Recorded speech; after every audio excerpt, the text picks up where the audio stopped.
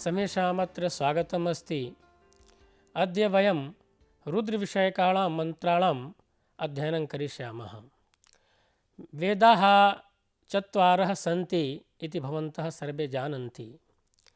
ते च वेदाः सन्ति ऋग्वेदः, यजुर्वेदः, सामवेदः, अथर्ववेदश्च। तेषु अन्यतमो वेदो वर्तते यजुर्वेदः इति। अयमपि वेदः शुक्लयजुर्वेदः, कृष्णयजुर्वेदश्च इति द्वेधा विभक्तो वर्तते। तत्र शुक्लयजुर्वेदे 40 अध्यायाः सन्ति, येषु षोडशाध्याये रुद्रविषयका मन्त्राः षट्षष्टिसङ्ख्याकाः सन्ति। अस्य अध्यायस्य आदितः 14 मन्त्रा अत्र अस्माभिः व्याख्यातव्याः सन्ति। तत्रापि अस्मिन् पाठे 4 मन्त्राः अस्माभिः पठिष्यन्ते। रुद्रपरिचयः। तत्र रुद्रविषयकमन्त्रव्याख्यानात् पूर्वं को नाम रुद्रः, कीदृशोऽयं देवः रुद्रः इति रुद्रपरिचयादिविषयिणी जिज्ञासा जायते। अस्यां जिज्ञासायामुच्यते यद् वैदिकदेवतासु अन्यतमः प्रसिद्धश्च वर्तते रुद्रः।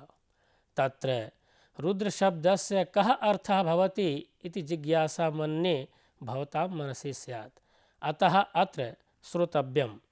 तत्र रुत् नाम दुःखं तद्द्रावयति इति रुद्रः, अर्थात् यः दुःखं द्रावयति, दूरीकरोति, सः रुद्रः कथ्यते इति। अथवा रवणं रुत्, अर्थात् भवन्तः जानन्तः स्युः यत् गत्यर्थका ये धातवः भवन्ति ते ज्ञानार्थकाः प्राप्त्यार्थकाश्चापि भवन्ति इति। तदनुसारं रुगतौ इत्यस्मात् धातोः भावे क्विप् प्रत्यये तुगागमादिकार्ये च कृते सति रुत् शब्दस्य व्युत्पत्तिर्भवति, यस्यार्थो भवति ज्ञानम् इति। अर्थात् रुत् नाम ज्ञानम्। तथा च रुत् अर्थात् ज्ञानं राति ददाति इति रुद्रः, अर्थात् ज्ञानप्रदाता इति तात्पर्यम्। अथवा दुष्टान् पापिनो वा नरान् रिपून् वा रोदयतीति रुद्रः। दुष्टपापी शमयिता रिपुरोदयिता वा इति भावः। इत्थं व्युत्पत्तित्रयम् आश्रित्य त्रयोऽर्थाः प्रसिद्धाः सन्ति रुद्रशब्दस्य। अस्याः रुद्राख्यदेवतायाः स्वरूपं, कार्यम्, आयुधं, वाहनं, पराक्रमादिगुणगणवैशिष्ट्यादिकञ्च सकलमपि अधिवेदं तत्तन्मन्त्रेषु सम्यक् प्रदर्शितं बोधितं वा वर्तते। तत्तु भवद्भिः ततः एव ज्ञातव्यम्। अत्र विस्तरभयात् तत्सकलम् अप्रतिपाद्य मन्त्रव्याख्यानार्थम् उपक्रम्यते।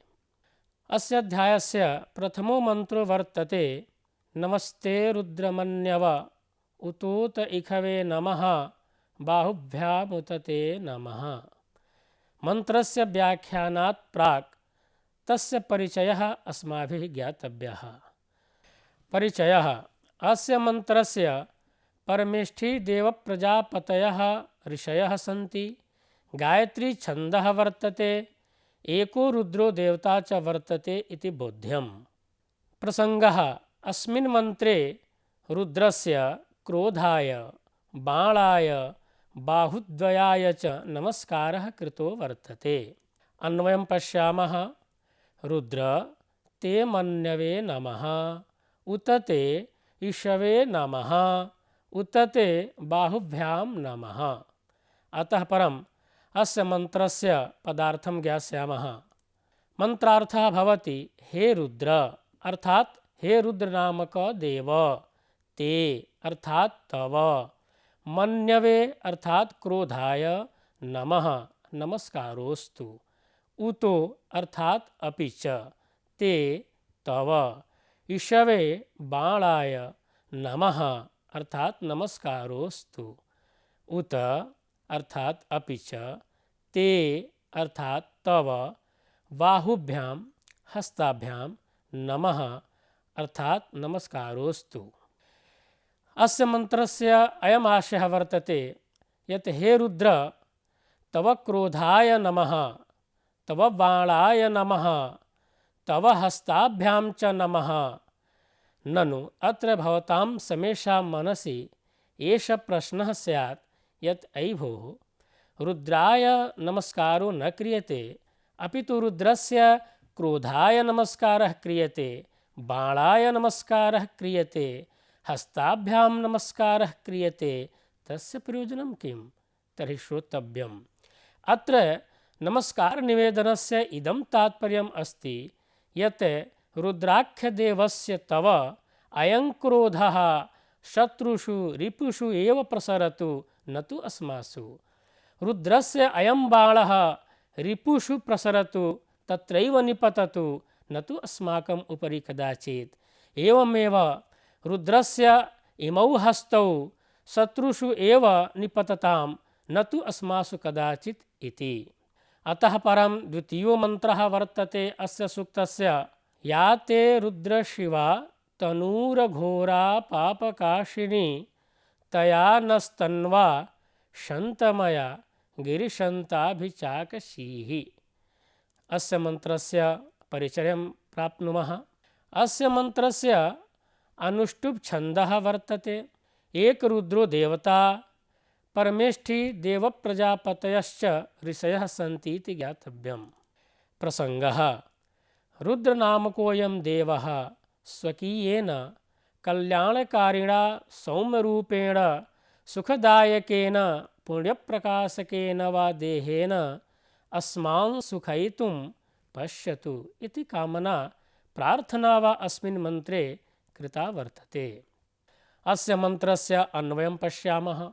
हे रुद्र, ते या शिवा अघोरा अपापकाशिनी तनुः तया शन्तमया तन्वा गिरिशन्त नः अभिचाकशीः इति। अस्य मन्त्रस्य अर्थः भवति हे रुद्र अर्थात् हे रुद्रनामक देव, ते अर्थात् तव, या शिवा, शिवा इत्यस्य अर्थः शान्ता मंगलरूपा कल्याणरूपा वा, अघोरा अर्थात् अविषमा सौम्या वा, अपापकाशिनी, अपापकाशिनी इत्यस्य अर्थः अस्ति पापम् असुखं काशयति प्रकाशयतीति पापकाशिनी।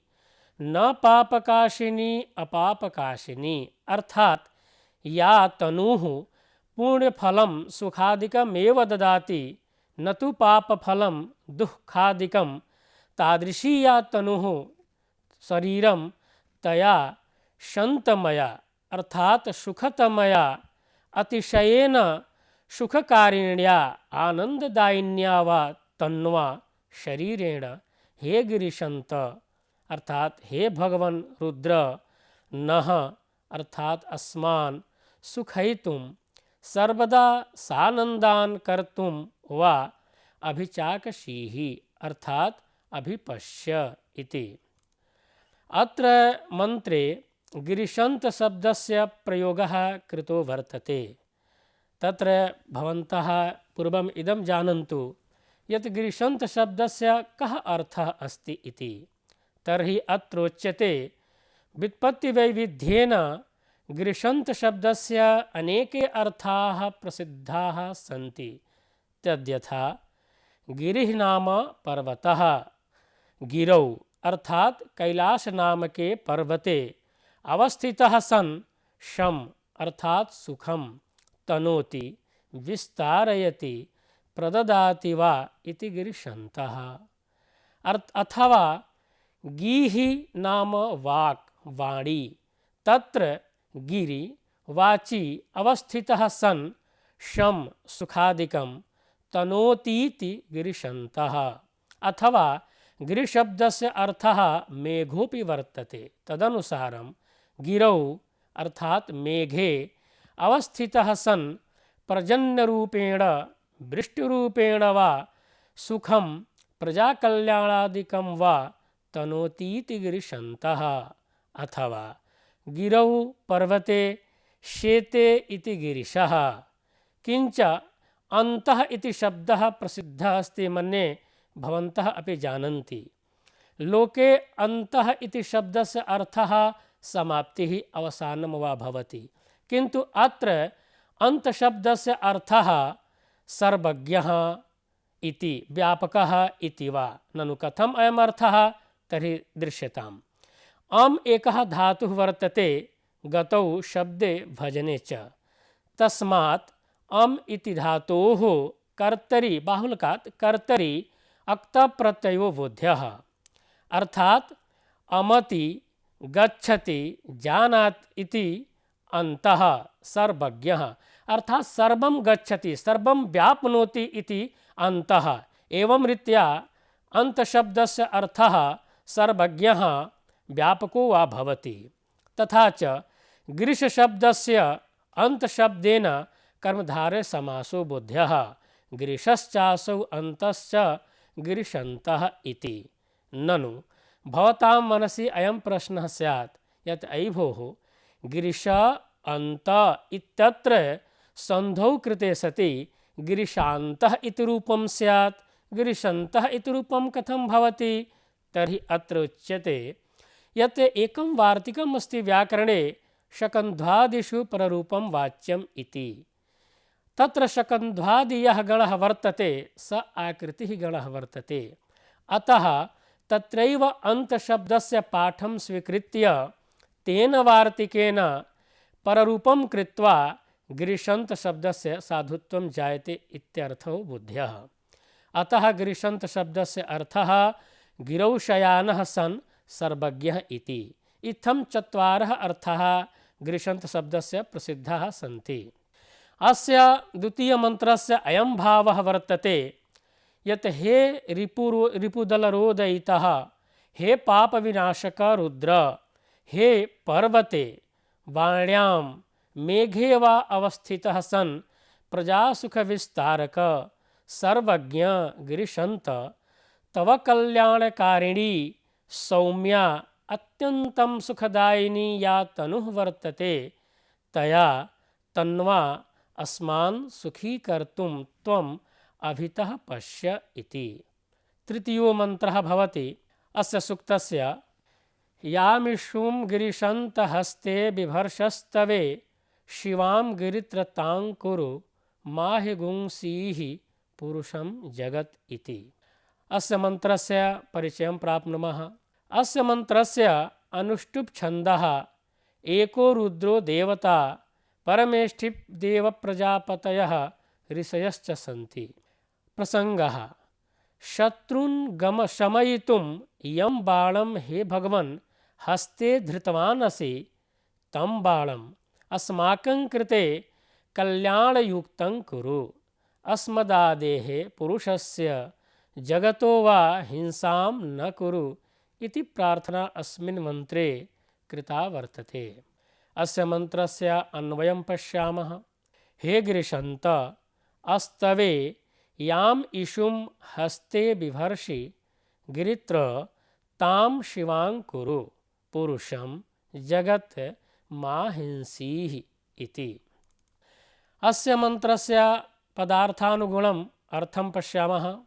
गिरिशन्त इति रुद्रस्य संबोधनं वर्तते, अर्थात् गिरौ हिमालयपर्वते अवस्थितः सन् शं सुखं तनोति विस्तारयतीति व्युत्पत्त्यनुरोधेन पर्वतावस्थितः सन् सुखविस्तारको यः स गिरिशन्तो भगवान् रुद्रः, तस्य संबोधने गिरिशन्त इति रूपं बोध्यम्। तथा च हे गिरिशन्त सुखदायक रुद्र, अस्तवे अर्थात् असितुं शत्रून् क्षेप्तुम्। अत्र भवता ज्ञातव्यं क्षेपणार्थकात् असु धातोः तुमुनर्थे वेदे तवेन प्रत्ययः भवति, यस्यार्थो भवति क्षेप्तुम् इति। अतः अस्तवे इत्यस्य अर्थः अस्ति असितुं शत्रून् क्षेप्तुम् इति। अर्थात् शत्रूणाम् उपरि प्रक्षेपं प्रहारं वा कर्तुं याम् इषुम् अर्थात यम बाणम हस्ते अर्थात पाणौ बिभर्षि अर्थात धारयसि हे गिरित्र। अत्र गिरित्र शब्दस्य अर्थः विचारणीयः भवता। अत्रापि गिरौ अर्थात हिमालय पर्वते स्थितः सन् सर्वाण्यपि भूतानि सकलानपि निजभक्तान् वा त्रायते रक्षति इति गिरित्रः। तस्य संबोधने हे गिरित्र अर्थात हे भगवन् कैलासवासिन् सर्वभूत रक्षक इति भावः। ताम अर्थात शत्रुप्रहारार्थं धृताम इषुम, शिवाम अर्थात कल्याणकारिणीं मंगलकारिणीं वा कुरु विधेहि, पुरुषम अर्थात पुत्रपौत्रादिकं, जगत अर्थात गवाश्वादिकं जंगमं च, मा अर्थात न हिंसीहि अर्थात पुरुषादेः हिंसां न कुरु इति भावः। तृतीय मंत्रस्य अयं भावार्थो बोध्यः यत् भगवन्तं स्तुत्वा प्रार्थ्यते यत् हे भगवन् यं बाणं शत्रून् विनाशयितुं हस्ते दधासि तं बाणम् अस्माकं कृते कल्याणप्रदं कुरु, सुखदं कुरु, आनन्ददं कुरु। अस्मदादेः पुरुषस्य जगतो वा हिंसां वधं वा न कुरु अर्थात अस्माकम् उपरि सर्वदा दयां कुरु, अस्माकं हिंसां न कुरु इति मंत्रस्य अभिप्रायः। अस्य सूक्तस्य चतुर्थो मंत्रः अस्ति शिवेन वचसा त्वा गिरिशाच्छा वदामसि यथा नः सर्वमिजगदयक्ष्मगुं सुमना असत इति। अस्य मंत्रस्य परिचयं प्राप्नुमः। अस्य मंत्रस्य अनुष्टुप् छन्दः एकरुद्रो देवता परमेष्ठिदेव प्रजापतयश्च ऋषयः सन्ति इति बोध्यम्। प्रसंगः इतः पूर्वं भगवन्तं रुद्रं नमस्कृत्य पुरुषस्य जगतो वा हिंसां न कुरु इति प्रार्थ्य च अर्थात इतः पूर्वं भवद्भिः ज्ञातं यत् रुद्रः प्रार्थितः आसीत्। रुद्रः प्रार्थितः सन् सः अस्माकं हिंसां न कुरु इति निवेदनं कृतम् आसीत् अस्माभिः। इदानीम् इदं जगत् अस्माकं कृते कीदृशं भवेत् इति वर्णनम् अस्मिन् मन्त्रे कृतं वर्तते। अस्य मन्त्रस्य अन्वयं पश्यामः। गिरिश शिवेन वचसा त्वा अच्छा वदामसि यथा नः सर्वम् इत जगत् अयक्ष्मं सुमनाः असत्। अस्य मंत्रस्य अर्थं विचारयामः। गिरौ अर्थात पर्वते शेते इति गिरीशः भगवान् रुद्रः। तस्य संबोधने हे गिरीश इति। शिवेन वचसा, शिव शब्दस्य अर्थः मंगलं कल्याणं वा इति भवन्तः जानन्तः स्युः। अतः शिवेन अर्थात मंगलेन स्तुतिरूपेण वचनेन त्वा अर्थात त्वां रुद्रम् अच्छ अर्थात प्राप्तुं वयं स्तुतिकर्तारः त्वदीय भक्ताः वदामसि अर्थात वदामः प्रार्थयामहे। यथा अर्थात येन प्रकारेण नः अर्थात अस्माकं सर्वं अर्थात निखिलमपि इदं जगत् इत अर्थात एव नरपश्वादिरूपं जंगमम् अयक्ष्मम् अर्थात रोगरहितं सुमनाः अर्थात शोभनं मनो यस्य तत् सुमनः अर्थात शोभन मनस्कं च असत् अर्थात भवति भूयाद्वा तथा कुरु। अत्र सुमनः इत्येव प्रयुक्तव्ये। सुमनः इति प्रयोगः आर्षो बोध्यः। विशेषः अत्र अस्मिन् मन्त्रे प्रयुक्तानां केषाञ्चित् शब्दानाम् अर्थं विचारयामः। तत्र अच्छा इति शब्दः प्रयुक्तः वर्तते। अत्र भवद्भिः ज्ञातव्यं यत् अच्छ इति निपातो वर्तते। ननु को अस्य अर्थः श्रूयताम्। अच्छाभ्येराप्तुमिति शाकपूणिः इति निरुक्तवचनानुसारम् आप्तुम् इति पदस्य यो अर्थः भवति स एव अर्थः भवति अच्छ शब्दस्य इति। अच्छा इति तु संहिताविवक्षायां निपातस्य च इति पाणिनीयसूत्रेण दीर्घे कृते सति सिद्धं भवति। अर्थात अच्छा इत्यस्य अर्थः प्राप्तुं, लब्धुम्, अधिगन्तुम् इति। वदामसि इति प्रयोगः आगतः अस्ति अस्मिन् मन्त्रे। मन्ये भवतां मनसि एषा जिज्ञासा स्यात् यत् अयि भोः वदामसि इति कुत्रत्यं रूपम् अस्माभिः न श्रुतं। तर्हि सत्यम्, अयं प्रयोगः वैदिकः वर्तते। तत्र भवन्तः जानन्ति यत् इदन्तोमसि इति एकं सूत्रम् अस्ति पाणिनीयं। तेन सूत्रेण इदन्तादेशो भवति, ततः वदामसि इति रूपं सिद्धं भवति। अर्थात् उत्तमपुरुषस्य बहुवचने यः मस् प्रत्ययः भवति, लोके तु तस्य स्थाने वदामः इति प्रयोगः भवति। कथं वदामः इति प्रयोगः भवति चेत् तत्र वदामस् इत्यवस्थायां सकारस्य रुत्वं भवति, ततः विसर्गो भवति, तेन वदामः इति रूपं जायते। किन्तु वेदे अत्र इकारान्तः आदेशः भवति। तेन विकल्पेन वेदे रूपद्वयं भवति, वदामः, वदामसि इति। अतः वदामसि इति उत्तमपुरुषस्य बहुवचनात्मकं रूपं बोध्यम्। अयक्ष्मम् इति, यक्ष्मा इत्यस्य अर्थः भवति व्याधिः। न विद्यते यक्ष्मा यस्मिन् तत् अयक्ष्मम्, अर्थात् व्याधिरहितं, रोगरहितं, कष्टादिरहितम् इति। सुमनाः ननु अस्य कः अर्थः श्रूयताम्। शोभनं मनो यस्य तत् सुमनः। वस्तुतः अत्र विशेषवाचकं पदम् अस्ति जगत् इति, तच्च नपुंसकलिङ्गकम् अस्ति। तद्विशेषणवाचकपदम् अस्ति सुमनः इति। भवन्तः जानन्तः स्युः यत् लोके व्यवहारे वा विशेषवाचकपदे यल्लिङ्गं यद्वचनं भवति तदेव लिङ्गं तदेव वचनं प्रायः विशेषणवाचकपदेपि भवति। तदनुसारम् अत्र विशेषवाचकं जगत् इति यत् पदं तन्नपुंसकलिङ्गात्मकं वर्तते। अतः तद्विशेषणवाचकं सुमनः इत्यत्रापि नपुंसकम् एव उचितं। तथापि नपुंसकलिङ्गे एव प्रयोक्तव्ये सुमनाः इति पुल्लिङ्गप्रयोगः कृतः वर्तते। अयं प्रयोगः आर्षो बोध्यः, अर्थात् वैदिकोऽयं प्रयोगः अस्ति इति ज्ञातव्यं भवद्भिः। अस्य मन्त्रस्य कः आशयः चेत्, हे गिरीश, शिवेन वचनेन त्वां प्राप्तुं वयं वदामः, प्रार्थयामहे। अर्थात् भगवन्तं रुद्रम् अधिगन्तुं वयं कल्याणकारिणा स्तुतिरूपेण वचनेन वा प्रार्थयामहे। किमर्थं प्रार्थना क्रियते?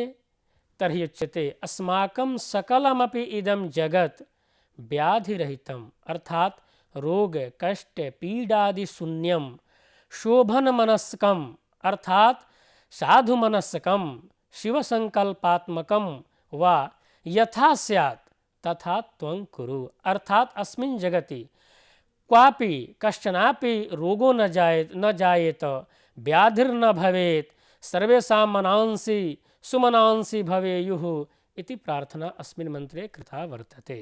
उपसंहारः। अस्मिन् पाठे 4 मन्त्रा अस्माभिः पठिताः।